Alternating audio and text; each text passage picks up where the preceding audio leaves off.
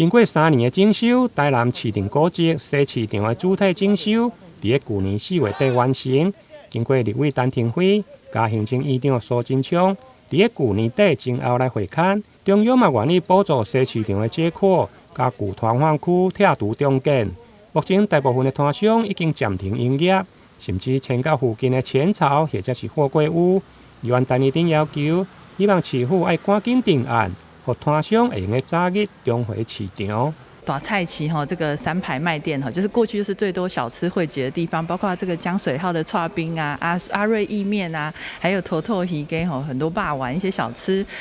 都在这个地方结果因为这个地方要进行改建的工程，所以已经封闭起来一段时间那导致呢这附近的摊商其实不管是过年啊或228连假都没有办法做到这个生意所以其实生计也大受影响。所以我们是希望说市政府因为这个整个规划还要送文资审议希望市场处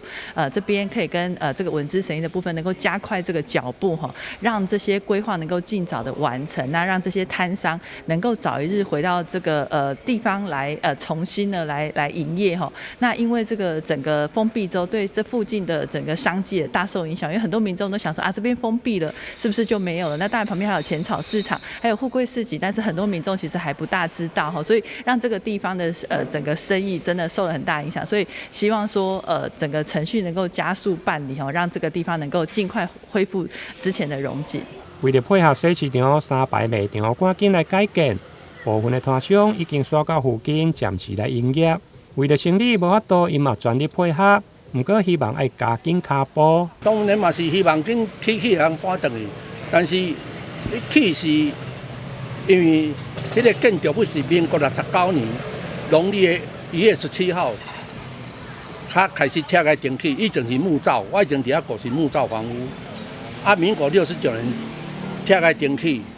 前后去45天，我给搬转去。所以现在迄个建筑物在当初是没有建造的，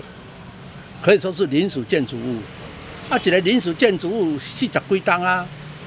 内面也有诶无诶，脏乱鸟鼠一大堆，所以拆开电器去诶嘛真好啊，嘿啊。当然时间上来，但是愈紧愈好咯。其实改建是好事啊，不是坏事啊。只是说我们那一排要给我们承诺你要拆什么时候要拆，什么时候要建回来，要个白纸黑字写给我们，我们就安心。你们慢慢做也没关系，我们需求就是这样子